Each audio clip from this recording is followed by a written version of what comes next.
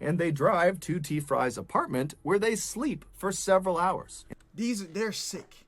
They are sick individuals. Let's see what decision this lady made. There are two elements of today's story. What's your favorite color? My favorite bound to color is shock black. you. The first is just, how could anyone allow this to happen? It's so awful. How could you do that? And then the second is just the severity of the punishment that was handed down for it. But before we get into today's story, if you're a fan of the strange, dark, and mysterious delivered in story format, then you've come to the right place, because that's all we do, and we upload once or twice every week. If that's of interest to you, please hold the like button at gunpoint and force them to walk through puddles in their socks. Also, please subscribe to our channel and turn on all notifications so you don't miss any of our weekly uploads. W color, yes sir.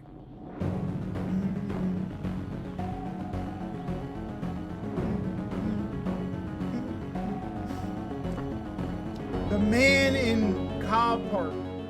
In 2001, Greg Biggs was a 37-year-old self-employed bricklayer who was living in a homeless shelter in Fort Worth, Texas. He was also the father of one child. He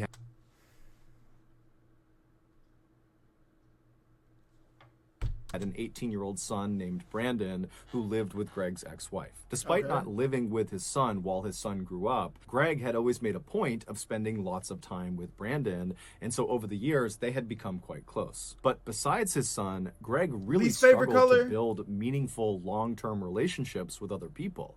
It was like no matter how friendly and outgoing he was, people would just come into Greg's life and would leave very, very quickly. This made Greg, who always had struggled with his mental health, feel very isolated and lonely and desperate for human interaction. And so on the rare occasion where people did come into Greg's life, a new friend or a new love interest, he was always so excited to try to please them and keep them around that he would often go overboard with his generosity and his willingness to do things for these people, to the point where he really set himself up for being taken advantage of. Case in point, 2 years earlier, a woman had kind of suddenly come into Greg's life, and Greg very quickly fell in love with her. And early on in their relationship, this woman tells Greg that she's struggling financially. And without any hesitation, Greg started giving her all of his money. Now, Greg was not a wealthy man, not by a long shot. Big mistakes. And so before long, he had literally given this woman all of his money. I pray for the brothers. I pray for the brothers who try to get love with their pockets, all right? You're done. To the point where Greg could no longer make truck payments, he couldn't make house payments, and so his vehicle and his home were repossessed. And then after he's suddenly homeless and destitute, this woman who he's given all his money to, she also disappears. But despite being in this horrible situation of sudden homelessness, Greg made the best of it. Anytime Greg was not working, he would be trying to make plans with his son Brandon to go walk around the mall downtown or go see a cheap afternoon movie. Times were definitely tough for Greg, but Greg stayed positive. He was a forever optimist, and he did this by focusing on the future. He was certain if he could just land a few more good-paying gigs, he could make that extra cash and finally buy a home again and buy a vehicle again and finally kind of get his AW bounce back, though. Got to give it to him. Unfortunately, he would never get that chance. On the morning of October 27th, 2001, two men called the Fort Worth Police Department to report having seen something suspicious on a park bench inside of Cobb Park. Cobb Park is this big public park with playgrounds and walking trails and fields. And at the time, Cobb Park was not considered a very safe place to be, especially after hours. There was lots of shady people in the park. So when the Fort Worth Police Department gets a call about something shady happening in Cobb Park, they aren't surprised. And so they dispatch a single detective to go over to the park and meet these two guys and see whatever suspicious thing is on this park bench. And so this detective, he goes over to the gates of Cobb Park, he meets these two guys, and they kind of explain what they saw. They give him directions to this bench, and then he thanks them. He hops back in his cruiser, appreciate you pulling up. through the gates, and he starts driving down the trail, and then he pulls off and parks his cruiser, knowing that the bench in question is right around the corner, maybe 200 or 300 feet away. And so he parks his cruiser, he gets out, and he starts walking on this cement path. And as he's walking, he can't see the bench yet, but as he's walking, he sees there are deep tire tracks in the grass and mud off to the right side of Somebody the done dumped the body over there, boy. Kind of taking note that somebody had been driving inside the park fairly recently off the trail. And so he keeps on walking and he begins to make that turn, and he sees up ahead the bench in question, and he can clearly see these deep tire tracks go right up to the bench. And then as he begins to make that turn and he's maybe 30 or 40 feet away, he can actually see what's on this bench. The body. You can see this big lump that's kind of wrapped up in what looks like a rug or a blanket. And then as he gets closer and closer, he can finally see that very clearly there is a person inside. It's the woman. It gotta be. It's kind of laying out on this bench. And when he's about 10 or 15 feet away, he can see it's a man, and this man is clearly deceased. So this detective, he walks right over to the bench and he's looking down at this body, and he can see the right arm on this guy is very badly broken, and his right leg is also very badly broken. And then his left leg is not only broken, but it's been partially amputated. In fact, his left leg is barely hanging on.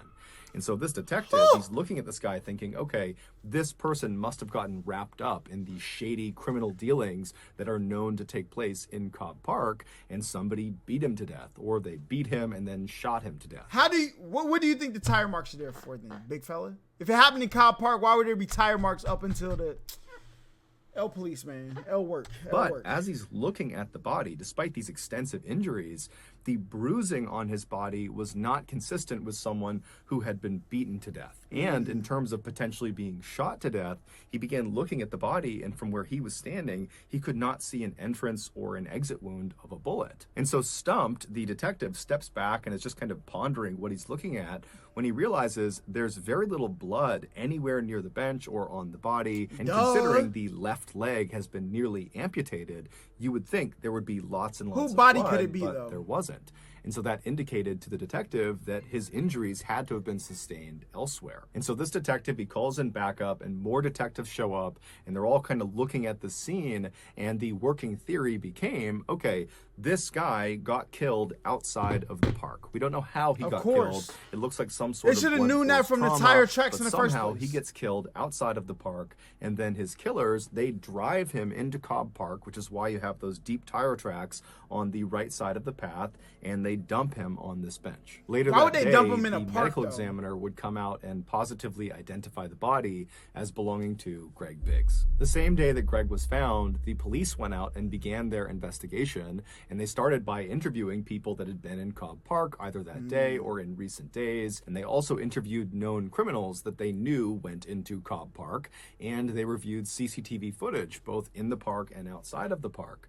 But no one knew anything about what happened to Greg, and the footage didn't show them anything interesting. And so very quickly, Greg's case began to languish, and no one knew what to make of it. Then, in February of 2002, so roughly 4 months after Greg was found, the Fort Worth Police Department received a phone call. It was from this young woman named Miranda Daniel, and she said, "I know what happened to the man in Cobb Park."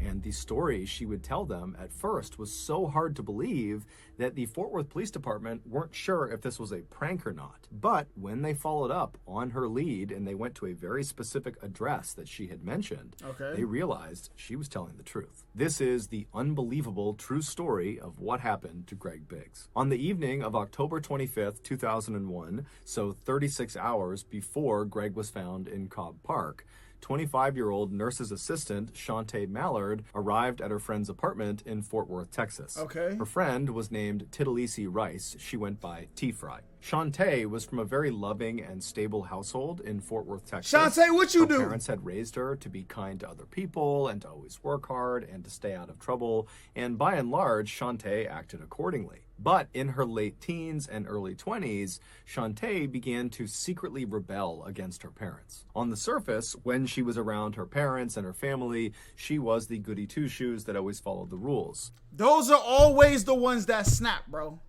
And when they snap, boy, listen, everybody getting it. Hey, when she was away from her family, specifically when she was with T-Fry, she would let her wild, rebellious side out. The two friends had met in 1999 at a nursing home where they both worked as nursing assistants. T-Fry had just gotten out of this very toxic marriage, and so when she met Shantae, she was actively looking for someone to go out and party with and go be free and meet other new people.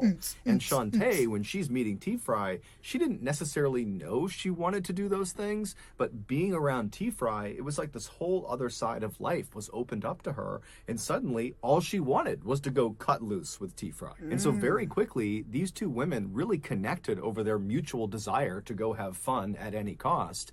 And before long, they were not only drinking and doing drugs and partying on the weekends, but they were also getting high before work, which meant they were treating patients high. So with that in mind, fast forward back to October 25th, and Shantae has just arrived at T. Fry's apartment. And so Shantae, she goes up to T. Fry's apartment, and the two start drinking some alcohol, and they start smoking some weed, and they split an ecstasy pill. Ecstasy is a big party drug. It's kind of like a... Hold on. Listen, I know, not from experience, all right? So this might be incorrect information.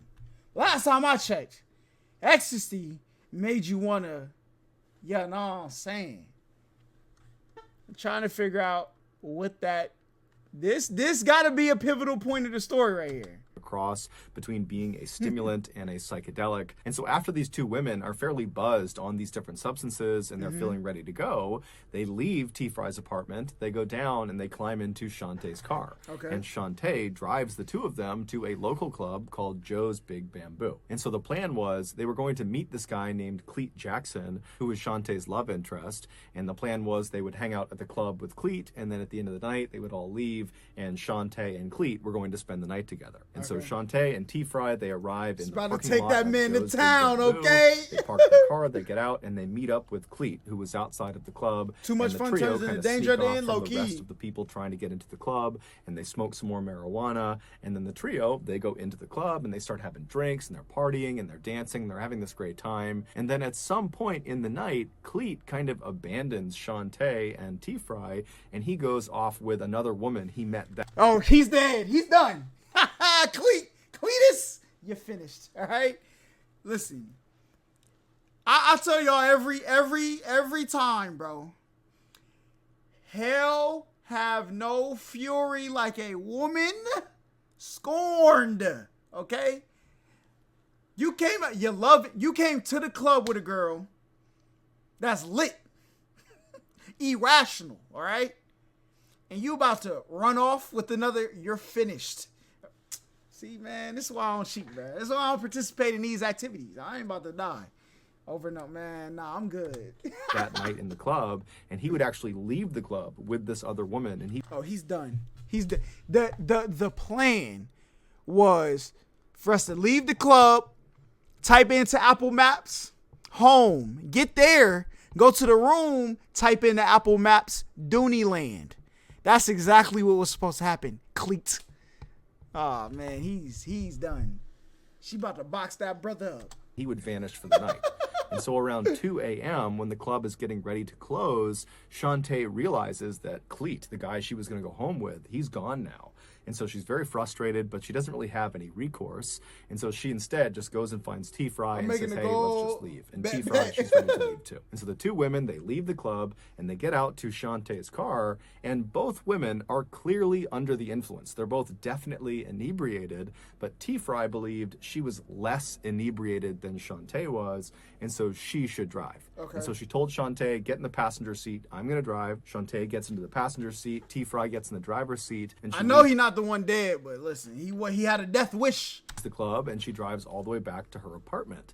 When she parks at her apartment, she gets out and says to Shantae, hey, I don't mind getting in my car and kind of trailing you as you drive back to your home to make sure you get home safe, kind of like an escort. And Shantae, she just gets out of the passenger side and walks right around and confidently sits in the driver's seat of her car and tells T. Fry, nope, I'm fine. I'm going to drive myself. I'll see you later. And then Shantae drove away. About an hour later, at 3:30 in the morning, T. Fry is in bed in her apartment when she gets this very frantic phone call from Shantae, who's totally hysterical. She's beside herself, and she's not really making any sense, but she's trying to get T. Fry to come over to her house. Now, T. Fry did attempt to figure out what was going on, but she just could not cut through the hysteria on the other side of the phone. And so eventually, T. Fry just thought, you know what? Clearly, it's something serious. I'm going to go see what's going on. And so T. T-Fry, she leaves her apartment, she gets in her car, and she drives over to Shantae's house. Okay. And when she gets there, she goes up to the front door, she opens it up, she walks inside, and she finds Shantae in the kitchen straight ahead. She's totally hysterical, she's crying, and she's telling T-Fry that she didn't mean to do it. She's so sorry. And T-Fry's telling her, hey, calm down, what's going on? And Shantae says, look in the garage. And so T-Fry, she walks straight ahead through the kitchen to the door in the kitchen that leads into Shantae's garage.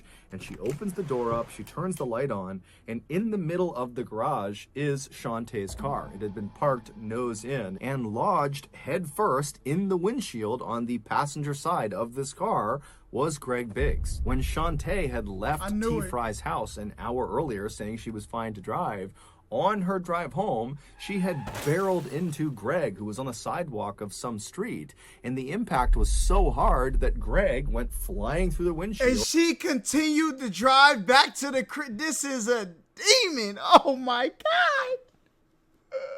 God. Oh man, brother, all she had to do was sleep at her friend's house. And got the PP wasn't even waiting for you at the crib. The PP went off with another lady, all right? Could just stayed at your friend's house, called it a day, woke up in the morning, things would have been. This is a crazy picture, though. No cap. Lodged halfway inside of her car. But the impact didn't kill him. It did almost cut his left leg off and break several bones in his body, but it didn't kill him. In fact, there was blood spatter inside of the car on the passenger side that indicated Greg was totally conscious and was trying to pull himself back into the car. There were these handprints on the inside of the passenger side door indicating Greg had been pulling on them. There was also these very small droplets of blood all over the seat indicating that Greg had been spitting up blood as he was trying to talk to Shantae or as he was trying to plead for help. But Shantae, instead of stopping her car and getting this guy help, she just kept on driving home with Greg lodged in her front windshield. Now, keep in mind, where she hit him, she was less than a half mile from the fire station where her brother, her older brother, was currently on duty.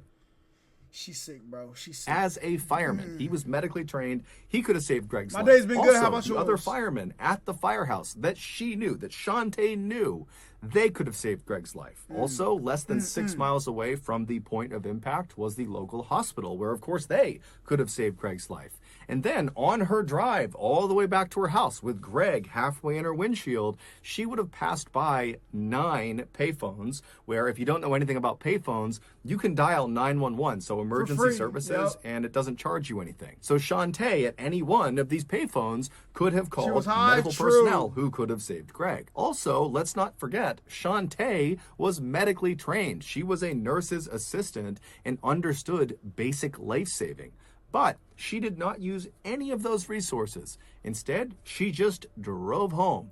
And when she got to her home, she drove her car with Greg in it into her garage. She shut the garage door. She gets out. And as Greg is literally moaning and probably pleading for help at this point, she just says, "I'm sorry," and then walks up to the door that leads into the kitchen of her home. She turns off the light in the garage, walks into her kitchen, and shuts the door behind her, trapping Greg in the garage in total darkness by himself. Then, after an hour of Shantae just being in her house with Greg slowly dying in the garage, she calls T-Fry. T-Fry comes over, she looks in the garage, Listen, I don't know. She had alcohol, ecstasy, marijuana, all right? Crazy combination. I don't know if there was something else sprinkled in there, but at no point in her mind did it register like, yo, let me try to save this person. Sees Greg, and T-Fry's reaction is she just totally loses it. She panics, and she's screaming at Shantae, call 911, call paramedics, call the police. But Shantae refused. She didn't really give a reason, but she just said, no, I can't. And then, shockingly, T-Fry also does not call anyone. The two of them just turn off. What? Yo, listen, bro, I'm sorry. Two things are happening. I am leaving, which I probably won't do. You caught, look, because you did this. Well, yeah, you listen, you did this. Hey, man. Off the garage light again. You better, hey, You better save that man's life. Because he died. It's GG's in the chat for you. And you are not dragging me into that, okay? And shut the door and leave Greg, and they hop into T-Fry's car and they drive to T-Fry's apartment where they sleep for several hours. They're sick. They are sick individuals. And then when they get up that morning, they go back over to Shantae's house and they check on Greg, who's now motionless. And at this point, Shantae, she calls Cleet Jackson, the guy who she was supposed to go home with at the club but had abandoned her for some other girl. She calls him and says, hey, I have this huge problem. I need you to come help me. And so Cleet Jackson has no idea what he's walking into, but he goes to her house and he goes through her kitchen. She opens the door and he looks into the garage and he sees Greg in the window, and he's furious with Shantae because now he's gotten involved and he doesn't really know if Greg's alive, and he doesn't really know what to do because he's on parole, and if he gets wrapped up in this, he'll go back to jail. But he ultimately decides he's just going to help Shantae because he believes at this point Greg is dead. So there's nothing they can do to save If you're going to go back to... Greg. And so that night... You were just with another woman the night before. This clearly ain't the lady for you. All right? You think I'm about to pack myself up for you? Man. Cleet gets in touch with his cousin Tyrone, and the two of them, they go into the garage and they lay out a carpet next to the car, and they both kind of awkwardly apologize to Greg, who's just stuck in the windowsill, and they yank him out, they put him into the carpet, they roll him up, they put him in the back of one of their cars, and they drive to Cobb Park. They go through the gates, they make their way over to that bench, and they drop him on the bench. There had been some discussion about maybe destroying the body, burning... Why would you leave the... Why are you... Oh, these people are stupid. Why would you leave the body in a place for people to find it? A public park that people frequent, they gonna find it and start tracking it back, all right? You got a carpet. You probably bought the carpet somewhere. They gonna find the receipt. You know, what stores sell this carpet? Let's figure out who owns this carpet. You know what I'm saying? Come on, man. I don't know if they had credit cards back then, but you're done. Man, burn the that bro. Listen, in the case that I decided to help somebody. Body, but Cleet felt strongly that they need to put his body out somewhere in public so at least his family can identify him and bury him. And then identify that he was murdered, and then find out who did it. Come on. These people not thinking, boy. They not thinking. After his body was placed in the park, Shantae told Cleet and Tyrone and T-Fry not to tell anyone, and they said they wouldn't. And within a week of Greg's body being discovered, Shantae was back at Joe's Big Bamboo partying it up as if nothing had ever happened. But eventually, T-Fry would tell a couple of her friends, and before long, word had gotten out. And one person found out about it that was kind of in the network of these people, this woman, Miranda Daniels, and she really didn't like Shantae. Why did you tell people? For what? You helped, you idiot. Oh my, bro. This is why you do stuff by yourself, okay? Now I have no record. And so she... Hey man, listen, you ain't listen, there's nothing out there to be found, okay? No bodies, no nothing. These are hypothetical GTA RP scenarios, okay? was the one who actually called the police. Man. And when the Fort Worth police followed up on Miranda's tip, and they went to Shantae's house, they went into her garage, and there was her car with the windshield still obviously busted in from something being smashed through it, and there's blood all over the inside of the car, and there was some obvious attempts at trying to destroy evidence inside of the car. The seats had been taken out, some things had been burned, but none of the attempts Shantae had made had actually... She's out partying. If you got evidence that you know is tracking back to you, you better spend every waking moment to destroy that evidence.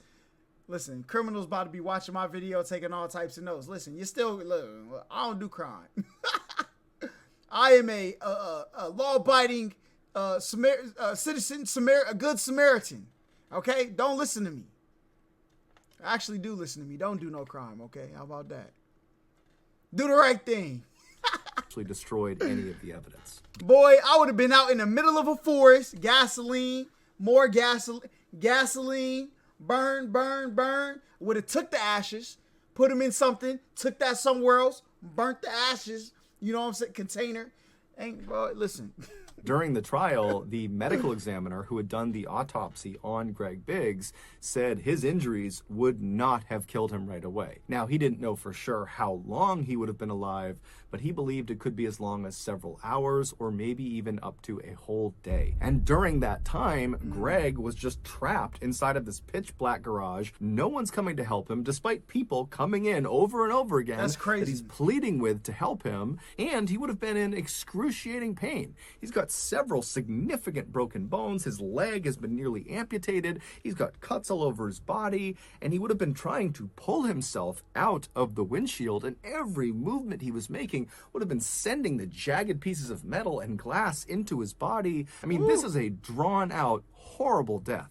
And during the trial, every single medical professional and every single law enforcement official said, had Shantae brought Greg to get medical attention at any point in the first couple of hours, just basic medical care, he would have lived. And so his death is entirely because of Shantae's absolute negligence. T-Fry would ultimately... This T-Fry?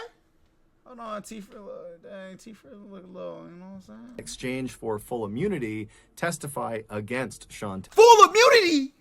Man. We only here because you ran your rotten mouth, all right? You wanted to tell people around the community, hey, guys, guess what? We killed somebody, huh? You want to know how we did it? This is what we did. Hey, we put him in the carpet, rolled him up. We left him in Kyle Park. Y'all remember Kyle Park? That was us. That was us. Get her out of here, Brian. Get her out of here.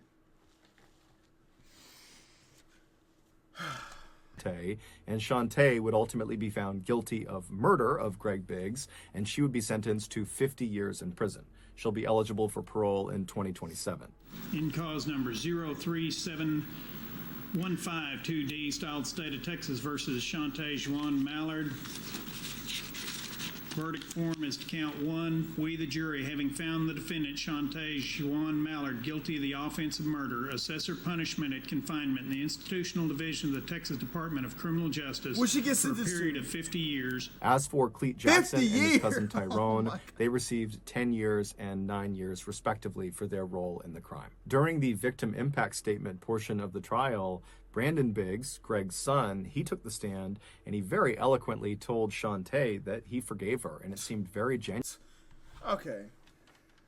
Whatever. And it moved Shantae to tears. And then Brandon looked out at the audience where Shantae's family was, and he said, you know, not only do I feel horrible for my family, but I feel bad for your family, Shantae, as well, because this crime has destroyed all of us. Though I understand where he comes from, would I do it? I'm not gonna, man. So that's gonna do it, guys. If you got something out of today's episode and you haven't done this already, please listen. T-Fry, she looked alright. You know what I'm saying? I probably would have. You know what I'm saying? You know what I'm saying? Anyway, Shantae, you're done. Okay. You should have just slept at T-Fry house. None of this would have happened. What was old buddy name? Not Tyrone. The other dude that Cleet. If you would have went home with the right woman, you wouldn't have been in jail, all right? Come on now. You're done. You're finished.